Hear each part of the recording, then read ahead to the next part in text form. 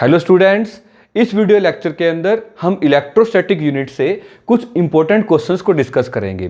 जिस भी किसी स्टूडेंट ने इलेक्ट्रोस्टैटिक यूनिट को कंप्लीट कर लिया होगा उसके लिए एक अच्छा टूल है एक रिवीजन का और अपने कॉन्फिडेंस को एनहांस करने का। इसके अंदर क्वेश्चंस हम रैंडमली लेंगे और थोड़ा थोड़ा सा हिंट मैं आपको टॉपिक्स का भी देता रहूंगा। जैसे कि हमारे पास फर्स्ट क्वेश्चन है, draw schematically an equipotential surface of uniform electric field along X axis. X axis के अलोंग अगर यूनिफॉर्म इलेक्ट्रिक फील्ड है तो हमें इक्विपोटेंशियल सरफेस ड्रॉ करने हैं। इक्विपोटेंशियल सरफेस होते हैं जिनके हर पॉइंट पे पोटेंशियल सेम हो। जैसे कि पॉइंट चार्ज के लिए ये स्फीयर होते हैं, लाइन चार्ज के लिए इक्विपोटेंशियल सरफेस इस तरह से सिलेंड्रिकल होते हैं, इस तरह से कई सारे कोएक्सियल सिलेंडर्स। बच्चों अभी अपने को एक्स एक्सिस के अलोंग यूनिफॉर्म इलेक्ट्रिक फील्ड है। यूनिफॉर्म इलेक्ट्रिक फील्ड के लिए इक्विपोटेंशियल सरफेस इस तरह से ये प्लेन्स होते हैं। तो हम क्या कहेंगे, इस तरह अगर हम ड्रॉ कर दें तो हमने देखा एक्स एक्सिस की तरफ यहां पर इलेक्ट्रिक फील्ड था तो ये हमारे पास बन गया इक्विपोटेंशियल सरफेस। ये किस तरह से है बच्चों, मान लो कि ये जो मार्कर है ये एक्स एक्सिस के अलोंग है, तो ये जो मेरा हाथ है इस हैंड के आप देखो किसी भी पॉइंट से यहां पर किसी भी पॉइंट से यहां तक का डिस्टेंस लेके देखना वो सेम होगा। और पोटेंशियल का फार्मूला क्या होता है, के क्यू बाय आर। अगर यहां पर कोई चार्ज रखा है उस चार्ज की वजह से हम इस वाले के ऊपर यहां पर देख रहे हैं इलेक्ट्रिक फील्ड कितना है, पोटेंशियल जो है वो कितना हर पॉइंट पे वो सेम पाएगा। किस फार्मूले से, के क्यू बाय आर। तो हमारे को पता चल गया कि इस तरह से हम कई सारे प्लेन, इनफाइनाइट प्लेन ले सकते हैं। जैसे कॉपी के पेजेस होते हैं इस तरह कई सारे नोटबुक के पेजेस को रख सकते हैं। तो हमारे पास फर्स्ट का आंसर ये आएगा, ये हमने ड्रॉ कर दिया। सेकंड है बच्चों, sketch field line due to two equal positive charges near each other. दो इक्वल पॉजिटिव चार्जेस के लिए अपने को फील्ड लाइन को ड्रॉ करना है। माय डियर स्टूडेंट्स, इस तरह से अगर कोई एक पॉजिटिव चार्ज है ये भी दूसरा पॉजिटिव चार्ज है तो फील्ड लाइन इस तरह से जाएंगी। यहां पर जो इक्वल वर्ड आया ना, देखो इक्वल वर्ड आया, उसके लिए अपने को क्या समझना है, इक्वल का मतलब जो न्यूट्रल पॉइंट है वो कहां लाई करेगा, इन दोनों के बीच में। ये हमने इलेक्ट्रिक लाइंस को ड्रॉ कर दिया। ये इलेक्ट्रिक लाइंस का एरो जो होगा वो बाहर की तरफ आएगा, आउटवर्ड आएगा और इस तरह से कुछ रेज यहां पे स्ट्रेट दिखा देंगे। आगे बढ़ते हैं बच्चों, फॉर द डाइपोल। डाइपोल का मतलब होता है एक पॉजिटिव चार्ज और एक नेगेटिव चार्ज। हमें पता है इलेक्ट्रिक फील्ड लाइन पॉजिटिव से बाहर निकलती है और नेगेटिव से अंदर जाती हैं। तो हमने इस तरह से ये इलेक्ट्रिक फील्ड लाइंस एक डाइपोल के लिए भी बना दी।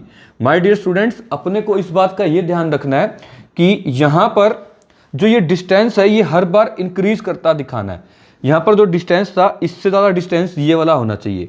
ऐसा इसीलिए क्योंकि जितना हम दूर जाते जाते हैं उतना इलेक्ट्रिक फील्ड की स्ट्रेंथ वीक हो जाती है। जहां इलेक्ट्रिक फील्ड की स्ट्रेंथ वीक होती है वहां पर इलेक्ट्रिक फील्ड के लाइंस के बीच में डिस्टेंस बढ़ता जाता है, और जहां पे इलेक्ट्रिक फील्ड की स्ट्रेंथ ज़्यादा होती है वहां पे इलेक्ट्रिक फील्ड लाइंस क्राउडेड होती हैं। तो अभी आगे आगे जाएंगे, इलेक्ट्रिक फील्ड की स्ट्रेंथ कम हो रही है इसलिए क्राउडनेस कम होगी, भीड़ कम होगी, अब खुली खुली होती जाएंगी। आगे बढ़ते बच्चों, name the physical quantity whose SI unit is volt metre, is it scalar or a vector quantity. इसके लिए बच्चों अपने को पहले एक कंसेप्ट समझना है कि इलेक्ट्रिक फील्ड इंटेंसिटी और पोटेंशियल के बीच में क्या क्या डिफरेंस है या फिर क्या रिलेशन है। चलिए बच्चों, इलेक्ट्रिक फील्ड इंटेंसिटी का फार्मूला होता है K Q by R square is equal to K Q by R square, और पोटेंशियल का फार्मूला होता है के क्यू बाय आर। तो इनमें एक डायरेक्ट रिलेशन है। देखो अगर मैं r से इसको डिवाइड कर दूं या कह दूं इसको r से मल्टीप्लाई कर दूं दोनों साइड, तो e इंटू आर क्या बन जाएगा हमारे पास, के क्यू बाय आर। यही क्या होगा, v। तो e इंटू आर को ही हम v बोलते हैं। एक तो ये रिलेशन है। दूसरा क्या रिलेशन है बच्चों, e और v के बीच में, अपने को पता है वर्क डन का फार्मूला होता है एफ एस कोस थीटा। अगर मैं कह दूं कि दोनों तरफ 4 से डिवाइड करना है तो W by Q is equal to F, इसको आप ऐसे लीजिए W बाय क्यू, फिर इसके बाद एक और करेंगे W by Q is equal to F by Q into S cos theta. W by Q को ही V बोलते हैं और F बाय क्यू को हम बोलते हैं E, साथ में आ जाएगा S कोस थीटा। एक रिलेशन ये आ गया। एक ये आया था हमारे पास सीधा सीधा E into R is equal to V, एक E इंटू एस, एस को यहाँ पर R भी बोल सकते हैं, E into R into cos theta is equal to V. अब एक रिलेशन और देखिए, वो इंपॉर्टेंट रिलेशन है बच्चों। लेट हमारे पास वर्क डन का फॉर्मूला है dw is equal to F into D S into cos theta. अगर मैं दोनों तरफ क्यू से डिवाइड कर दूं तो D W by Q is equal to F by Q into D S. यहाँ पे एस को मैं डिस्प्लेसमेंट वेक्टर आर ले रहा हूँ, ये आ जाएगा, sorry position vector R vector ले रहा हूँ, और ये आ जाएगा हमारे पास डी डब्ल्यू बाई क्यू बन जाएगा D V is equal to F by Q बन जाएगा हमारे पास ई, इंटू में क्या आ जाएगा डी आर, साथ में क्या आ जाएगा कोस थीटा। एक रिलेशन ये बन गया, D V by D R is equal to क्या हो जाता है ई। एक रिलेशन ये बन गया। बच्चों अब इनसे अपने को एक मैसेज और लेना है, यहां पर एक नेगेटिव का साइन आएगा, ये नेगेटिव का साइन क्यों आया वो आप समझना है। एक तो रिलेशन ये बन गया, ई इंटू आर को वी बोलते हैं, इसका हम सेकंड यूनिट में भी यूज करेंगे जब हम ड्रिफ्ट वेलोसिटी की डेरिवेशन करते हैं। और अपने पास रिलेशन आया v is equal to E R cos theta, एक तो यह आया v is equal to E R, एक आ गया v is equal to E R cos theta. यहां से अगर कोस थीटा को एलिमिनेट करना चाहें तो कर भी सकते हैं, जैसे मैंने यहां पर अब कोस थीटा नहीं लिया। तो हमारे पास बच्चों इस रिलेशन में नेगेटिव क्यों आया ये समझिए। मैं कह दूं कि अगर ये पॉजिटिव चार्ज है और आप देखिए ये पॉइंट ए है और ये पॉइंट बी है, तो आप मुझे बताओ पोटेंशियल कहां ज्यादा होगा, पॉइंट बी पे या पॉइंट ए पे। तो आप देखेंगे कि पॉइंट ए पे पोटेंशियल ज्यादा होगा, क्योंकि पोटेंशियल का मतलब होता है इन्फिनिटी से किसी चार्ज को लाने में कितना वर्क किया। जितना जितना हम चार्ज के पास आते जाएंगे वर्क बढ़ता जाएगा, मीन्स जो वर्क डन है वो ए पे ग्रेटर होगा as compare to work done on B. और बच्चों ये बताओ वर्क डन अपॉन चार्ज होता है पोटेंशियल, तो पोटेंशियल एट ए ग्रेटर होगा पोटेंशियल एट बी। आपको ये बात समझ आ गई कि सर कहना चाह रहे हैं इस पॉइंट पे पोटेंशियल ज्यादा होगा। बच्चों लेकिन ये बताओ इलेक्ट्रिक फील्ड की डायरेक्शन कहां से कहां होती है, आपको लर्न याद हो तो इलेक्ट्रिक फील्ड की डायरेक्शन होती है पॉजिटिव टू नेगेटिव। मतलब कि जो इलेक्ट्रिक फील्ड है वो इस तरह चल रहा है, ऐसे टू टू इधर पॉजिटिव से नेगेटिव, और पोटेंशियल कहां बढ़ रहा है इस साइड बी से ए की तरफ, मतलब इस तरफ की ओर बढ़ रहा है। तो अपने को क्या समझ आया कि जो इलेक्ट्रिक फील्ड है और पोटेंशियल दोनों अपोजिट डायरेक्शन में होते हैं, इसलिए यहां पर क्या साइन आया है नेगेटिव। तो हम लिख सकते हैं कि इलेक्ट्रिक फील्ड और पोटेंशियल अपोजिट डायरेक्शन में, बट अपने को ध्यान रखना है पोटेंशियल तो स्केलर क्वांटिटी है, तो दोनों को डायरेक्शन में कैसे हम कंपेयर कर सकते हैं, इसलिए एक वर्ड लिखते हैं electric field and potential gradient. Gradient का मतलब डिस्टेंस के साथ चेंज। तो आपको ध्यान रखना है पोटेंशियल एक स्केलर क्वांटिटी है, पोटेंशियल ग्रेडियंट एक वेक्टर क्वांटिटी है। पहली बात तो ये, और दूसरी बात इलेक्ट्रिक फील्ड इंटेंसिटी और पोटेंशियल ग्रेडियंट की डायरेक्शन अपोजिट होती है।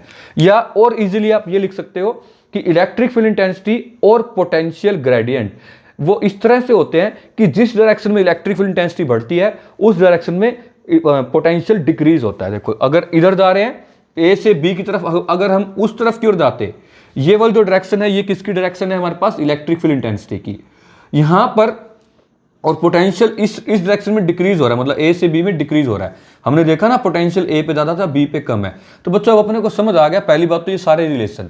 अब हमने नेम देना उस फिजिकल क्वांटिटी का जिसकी यूनिट वोल्ट पर मीटर होती है। तो आप देखिए ई क्या होता है वोल्ट, यहाँ ये डिस्टेंस क्या है मीटर, तो हम कहेंगे जिसकी यूनिट वोल्ट पर मीटर होती है वो क्वांटिटी का नाम है इलेक्ट्रिक फील्ड इंटेंसिटी।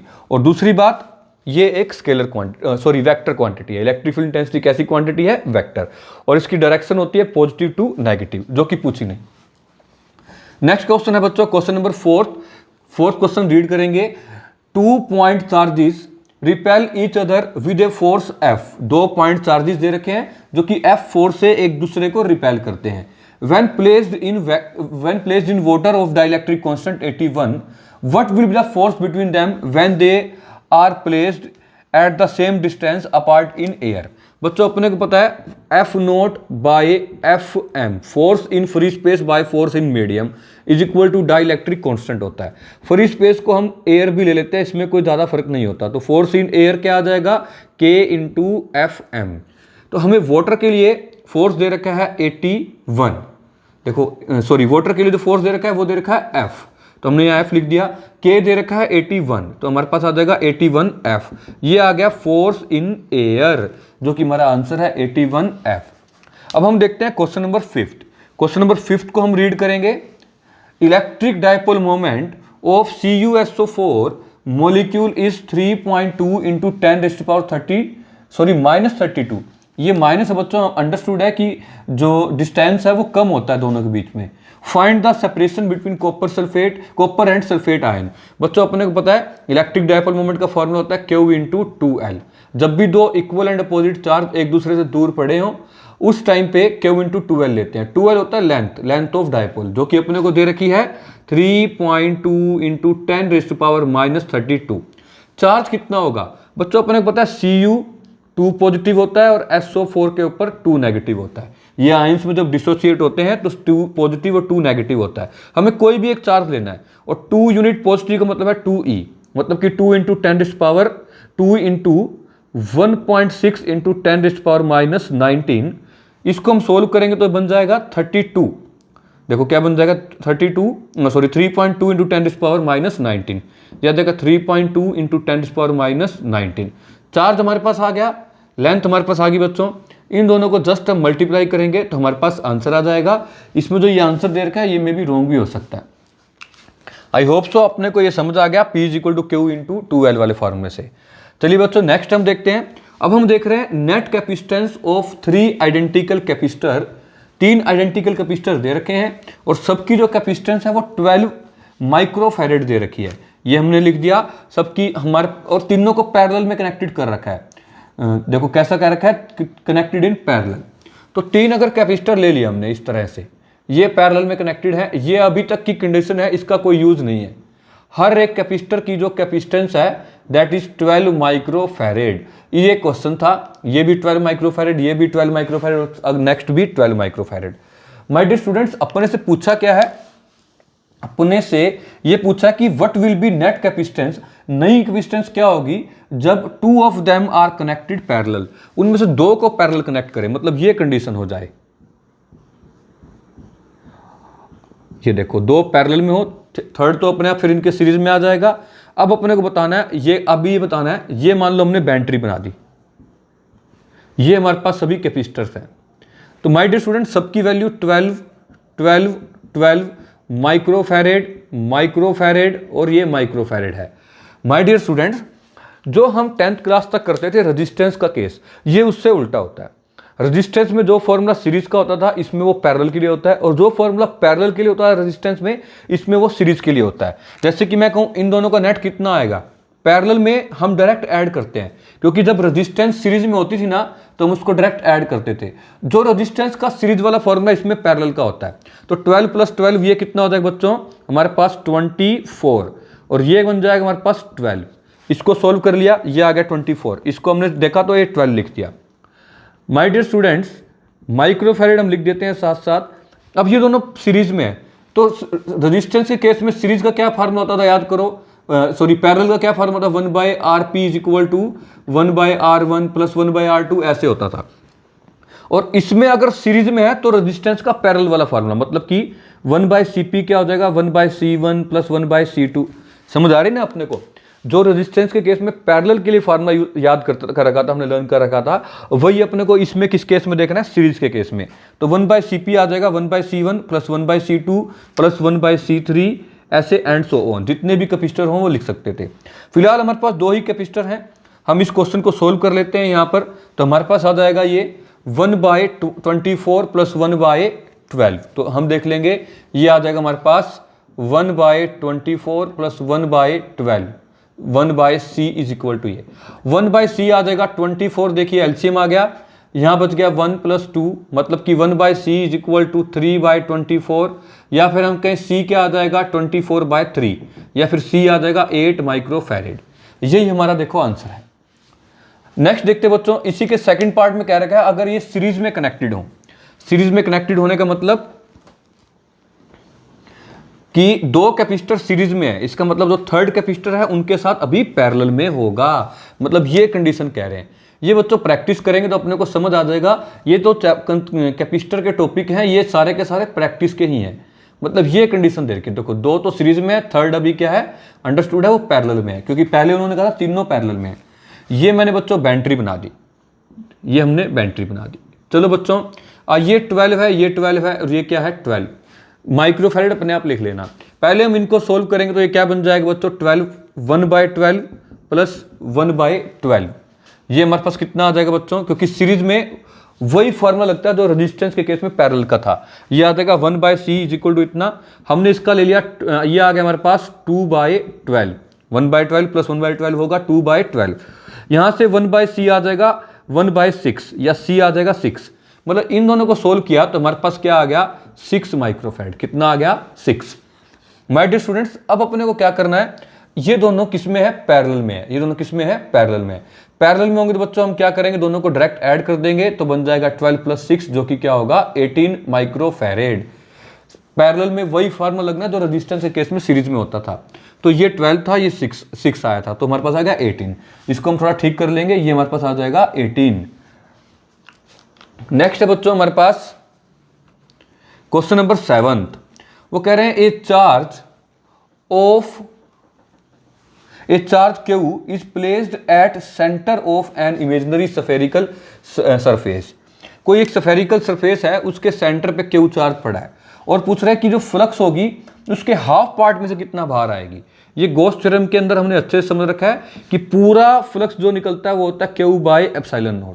अगर हाफ पार्ट में से हम देखेंगे, जस्ट ऊपर वाले पार्ट में देखें या साइड वाले में या नीचे वाले में, तो हम देखेंगे इसका हाफ पार्ट हो जाएगा। मतलब कि नेट फ्लक्स जो बाहर आएगी वो कितनी आ जाएगी Q/2ε0। आई होप सो अपने को 7th क्वेश्चन तक समझ आ गए। अब हम नेक्स्ट देख लेते हैं क्वेश्चन नंबर 8। वो कह रहे हैं draw the electric field from the centre graph, draw the electric field versus distance graph. मतलब अपने को इलेक्ट्रिक फील्ड और डिस्टेंस के बीच में ग्राफ बनाना है। फर्स्ट तो बनाना है एक चार्ज रोर के बीच में। कोई भी हमारे पास लाइन चार्ज होता है बच्चों, तो अपने को पता है कि जैसे जैसे हम देखते हैं आउटसाइड के लिए, ये हमारे पास कोई लाइन चार्ज थी, ये हमने देखा था। इसके आउटसाइड में आप देखो क्या होता है, इस तरह से जो फॉर्मूला था वो था E = 2, एक मिनट रुके, इसका फार्मूला था हमारे पास λ/2πε0r। ये फार्मूला था बच्चों हमारे पास। तो r बढ़ेगा तो E क्या होगा, डिक्रीज। ये देखिए r बढ़ेगा तो ये क्या होगा, डिक्रीज। बच्चों ये हमारे पास आ गया लाइन चार्ज वाला। जो रोड वाला है उसको अलग कंसेप्ट से कर सकते हैं, अभी हम इसको लाइन चार्ज के लिए कर रहे हैं। तो आप इस क्वेश्चन को हम दोबारा भी अब करेंगे। आप इसको क्या ले लेंगे, रोड की जगह अभी क्या ले लो, लाइन। नेक्स्ट हम बढ़ रहे हैं बच्चों, इसमें λ<0 का मतलब है जो चार्ज है ना इसके ऊपर वो पॉजिटिव नहीं है, जो इलेक्ट्रिक चार्ज डेंसिटी है वो क्या है, नेगेटिव, 0 से कम है। नेक्स्ट है स्फेरिकल शेल के लिए। बच्चों स्फेरिकल शेल के लिए भी आपने देखा था यही होता था फॉर्मूला। इलेक्ट्रिक फील्ड जो है वो स्फेरिकल शेल के अंदर होता था 0, और उसके बाद सरफेस पे स्टार्ट होता था, आगे बढ़ते थे तो इलेक्ट्रिक फील्ड कम होता जाता था। तो बच्चों अभी क्या है, इस ग्राफ के अंदर देखो, इसमें तो इन्वर्सली प्रोपोर्शनल टू r है, लेकिन जो इलेक्ट्रिक फील्ड एक शेल की वजह से होता था उसमें फॉर्मूला आता था r²। डिस्टेंस बढ़ने से एकदम से कम होता, तो एक ये कर्व ऐसे आएगी। है दोनों ही कर्व एक जैसी, जो r के साथ E का रिलेशन आती हैं। बट ये जो कर्व है ना बच्चों, इसमें क्या है, r बढ़ रहा है तो E तेजी से नीचे कम हो रहा है, और इसमें क्या है, r ऊपर वाली कर्व में जो कि किसके लिए थी, लाइन चार्ज के लिए, और ये किसके लिए हमने बनाई है, स्फीयर के लिए। आई होप सो आपको अब ये समझ आ चुका होगा। नेक्स्ट देखते हैं बच्चों, diagrammatically represent the position of dipole in a stable and unstable equilibrium when placed in uniform electric field. My dear students, stable equilibrium उसको बोलते हैं जब कोई बॉडी अपनी पोजीशन पे वापस आ जाए, हम छेड़खानी करें और वापस आ जाए। जैसे कि झूले होते हैं, झूला कोई झूलता है तो अगर मान लो हम उसको वहां दूर ले जाते हैं तो वापस आ जाता है, स्प्रिंग को खींचते हैं वो वापस आ जाता है। ऐसे ही देखो, अगर मान लो ये हमारे पास यूनिफॉर्म इलेक्ट्रिक फील्ड है, इस केस के अंदर ये यूनिफॉर्म इलेक्ट्रिक फील्ड में आप समझ गए होंगे कि यहाँ पॉजिटिव चार्ज होगा, यहाँ कैसा चार्ज होगा, नेगेटिव, क्योंकि इलेक्ट्रिक फील्ड पॉजिटिव से नेगेटिव जाता होता है। अगर मान लो कि डायपोल को जो है ना हमने इस तरह से रखा हुआ है, ये हमने डायपोल रख दिया, ये मान लेते हैं हमारे पास नेगेटिव चार्ज है, ये पॉजिटिव चार्ज है, मतलब कि इलेक्ट्रिक डायपोल मोमेंट की डायरेक्शन कहां से कहां होती है, नेगेटिव टू पॉजिटिव। तो इलेक्ट्रिक डायपोल मोमेंट जो है वो उस साइड है, इलेक्ट्रिक फील्ड भी वहां है, तो हम कह सकते हैं थीटा कितने डिग्री है, 0 डिग्री। और एक केस हमने ये ले लिया, ये हमने यूनिफॉर्म इलेक्ट्रिक फील्ड बना दिया, और आप देखिए अगर एक चार्ज पॉजिटिव है एक नेगेटिव, अब की बार डायपोल मोमेंट की डायरेक्शन तो कहां आ गई, यहां, बट इलेक्ट्रिक फील्ड की डायरेक्शन कहां है, टुवर्ड राइट। तो हम देखेंगे अब की बार थीटा कितने डिग्री है, 180 डिग्री। हम ये दोनों केसेस को देखते हैं। आप देखो बच्चों, थोड़ा सा अगर आप इसको उधर लेके जाओ तो ये पॉजिटिव नेगेटिव तरफ क्या हो जाएगा, अट्रैक्ट। क्या ये वापिस आएगा या और उधर चला जाएगा, तो आप कहोगे कि सर ये और उधर चला जाएगा, या इसको थोड़ा सा, इसको थोड़ा सा आप इधर की ओर ले आओ लेफ्ट में, तो ये नेगेटिव पॉजिटिव में अट्रैक्शन होगी, ये और वहां चला जाएगा। तो हम कहेंगे ये स्टेबल इक्विलिब्रियम नहीं है। और आपको एक पहले तो ये बताऊं स्टेबल और अनस्टेबल इक्विलिब्रियम होते क्या है। देखो बच्चों, इस तरह बाउल के अंदर है ना एक बॉल पड़ी है, अगर इस बॉल को है ना, ये बाउल के अंदर एक बॉल पड़ी है, इस बॉल को थोड़ा सा इधर ले जाओ, वहां रहेगी या वापिस अपनी पोजीशन पे आ जाएगी, तो आप कहोगे सर वापिस अपनी पोजीशन पे आ जाएगी, तो ये स्टेबल इक्विलिब्रियम है। और अगर मैं कह दूं इस तरह से बाउल उल्टा पड़ा है और यहां बॉल पड़ी है, थोड़ा सा साइड में ले जाओ, अब ऊपर वापिस आएगी नीचे चली जाएगी, तो आप कहोगे सर नीचे चल जाएगी, ये अनस्टेबल था। तो ये अनस्टेबल इक्विलिब्रियम है, ये स्टेबल इक्विलिब्रियम है। देखो कैसे, अभी आप ये हमारे पास पॉजिटिव चार्ज है, ये तो आपको पता चल गया क्योंकि पॉजिटिव से नेगेटिव ही इलेक्ट्रिक फील्ड आता है, ये नेगेटिव चार्ज होगा, मतलब इस साइड कहीं पे नेगेटिव चार्ज पड़ा होगा। अब थोड़ा सा इस डायपोल को उधर लेके जाओ, इस नेगेटिव और इस नेगेटिव में क्या होगी, रिपल्सन, तो ये वाला नेगेटिव चार्ज इसकी वजह से वापिस आ जाएगा। या इस पॉजिटिव को यहां ले आओ, तो हम देखेंगे इस पॉजिटिव को यहां लाने से इस पॉजिटिव में क्या होगी, रिपल्सन, फिर ये वापिस चला जाएगा। तो ये जो कंडीशन है जब theta is equal to 180 degree हो, ये तो है स्टेबल इक्विलिब्रियम के लिए, ये डायग्राम बनाएंगे, और अनस्टेबल का ऊपर वाला था। नेक्स्ट बढ़ते बच्चों, a charge Q is distributed over a metal sphere of radius R, what is the electric field and electric potential at the centre. My dear students, अब की बार अपने से क्वेश्चन थोड़ा सा एक कहानी में ट्विस्ट है, जो हमने पहले जो भी क्वेश्चन किया था लास्ट कि E और V में क्या रिलेशन है, तो हमारे पास था E इज इक्वल टू था dV बाय dr। याद करो मैं कहता था नेगेटिव साइन भी आएगा क्योंकि जिस डायरेक्शन में इलेक्ट्रिक फील्ड इंटेंसिटी बढ़ती है वहां V डिक्रीज होता है। तो इसी कंसेप्ट से आप देखिए, किसी भी इलेक्ट्रिक फील्ड किसी भी मेटल के अंदर कितना होता है, 0, क्योंकि मेटल को इलेक्ट्रिक लाइंस कभी क्रॉस नहीं कर सकती। तो हमने देखा अंदर E तो 0 होगा, बट जब ये 0 होगा तो ये क्या होगा, कांस्टेंट, क्योंकि V जब कांस्टेंट होगा या फिर हम कहें हो सकता है, तब भी E कितना हो सकता है, 0, क्योंकि कांस्टेंट क्वांटिटी का डिफरेंशिएशन 0 होता है। तो V कितना होगा, कांस्टेंट, और वो कितना होता है जो कि सरफेस पे चार्ज है वही लेना होता है, मतलब K सरफेस पे चार्ज कितना था, Q बाय R। ये हमारे पास फॉर्मूला होता है पोटेंशियल निकालने का, Q बाय R। नेक्स्ट है बच्चों, बॉडी के पास इलेक्ट्रॉन भी है, प्रोटॉन भी है, तो बताना टोटल चार्ज कितना होगा। N1 नंबर ऑफ इलेक्ट्रॉन है, N2 नंबर ऑफ प्रोटॉन है। तो हम क्या देखते हैं बच्चों, हमारे पास टोटल अपने को पता चार्ज एडिटिव है, सारा नेगेटिव चार्ज देख लेंगे, उसको माइनस कर देंगे पॉजिटिव चार्ज में से, तो हमारे पास आ जाएगा N2 माइनस N1। हर एक इलेक्ट्रॉन या प्रोटॉन पे E चार्ज होता है, हमने टोटल नंबर को माइनस करके E से मल्टीप्लाई कर दिया। मान लो कि 10 इलेक्ट्रॉन थे और 20 प्रोटॉन थे, उल्टा भी हो सकता है, तो हमने किया 20 माइनस 10, और एक इनके ऊपर एक इस पे चार्ज होता है 10E, इस पे होता है 20E। दोबारा सुन लो बच्चों एक बारी, इलेक्ट्रॉन्स पे नेट चार्ज कितना हो जाएगा, माइनस N1 इंटू ई। प्रोटॉन पे कितना हो जाएगा, N2 इंटू ई, क्योंकि N2 इसका टोटल नंबर है, E एक प्रोटॉन का चार्ज होता है, N1 नंबर ऑफ इलेक्ट्रॉन है, एक इलेक्ट्रॉन पे माइनस E चार्ज होता है।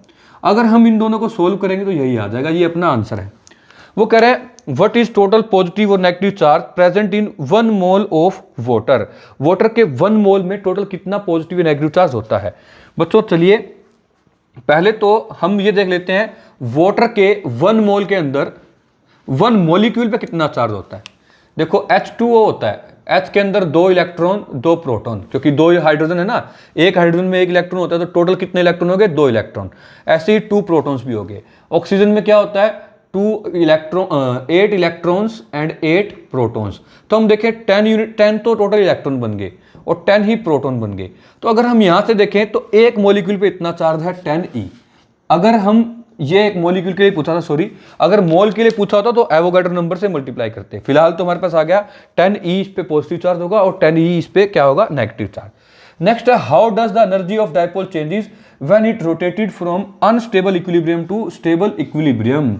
बच्चों एनर्जी का डायरेक्ट फार्मूला होता है U is equal to minus PE cos theta. इसके लिए पहले अपने को डेरिवेशन ये सीखनी पड़ेगी। अभी फिलहाल के लिए आप इसको डायरेक्ट याद रखो। स्टेबल इक्विलिब्रियम का इसकी वैल्यू पुट करो। स्टेबल इक्विलिब्रियम कम होता था जब थीटा कितने डिग्री होता था, 180 डिग्री, और अनस्टेबल के लिए थीटा कितने डिग्री होता था, 0 डिग्री। सॉरी यहाँ नेगेटिव नहीं आएगा, ये बन गया PE कोस थीटा। तो आप देखिए जब आप 180 डिग्री पुट करेंगे, 180 डिग्री पुट करेंगे तो यहाँ क्या आ जाएगा, U is equal to minus PE। और जब आप 0 डिग्री पुट करेंगे तो U कितना आ जाएगा, ओनली PE, क्योंकि cos 0 1 होता है। और cos 180 डिग्री -1 होता है। बच्चों तो यहाँ से भी एक आपको मैसेज मिल रहा है। केमिस्ट्री में तो आप ये चीज़ करते हो कि जितनी एनर्जी कम होती है उतना स्टेबिलिटी ज़्यादा। तो आप देखिए ना, यहाँ पे 180 डिग्री पुट किया फॉर्मूले में, तो यहाँ से भी हम निकाल सकते थे। तो जिसको पहले वो बड़े वाला कंसेप्ट नहीं समझ आया, वो डायरेक्ट इस फॉर्मूले से भी समझ सकता है कि जैसे जैसे थीटा 180 डिग्री होगा तो हम कह सकते हैं एनर्जी मिनिमम होगी। एनर्जी मिनिमम का मतलब इक्विलिब्रियम जो है वो क्या है, स्टेबल है। तो अभी क्या है, एनर्जी क्या हुई है, जब भी देखो हम how does energy of dipole changes when rotated from unstable equilibrium to stable equilibrium. देखो ये है अनस्टेबल इक्विलिब्रियम क्योंकि एनर्जी ज्यादा है, इससे कहाँ आ रहा है, ये स्टेबल के अंदर। तो एनर्जी क्या होगी, यहाँ प्लस की थी यहाँ नेगेटिव की थी, तो एनर्जी क्या होगी, डिक्रीज। ओवरऑल वैसे भी आप इसको एक तुक्का मार के भी कर सकते थे, स्टेबल इक्विलिब्रियम होगा तो एनर्जी क्या होगी, डिक्रीज होगी। बच्चों अभी इस वीडियो में इतना ही करते हैं, जस्ट नेक्स्ट अभी हम स्टार्ट करेंगे क्वेश्चन नंबर 14 से आगे तक। Thank you very much.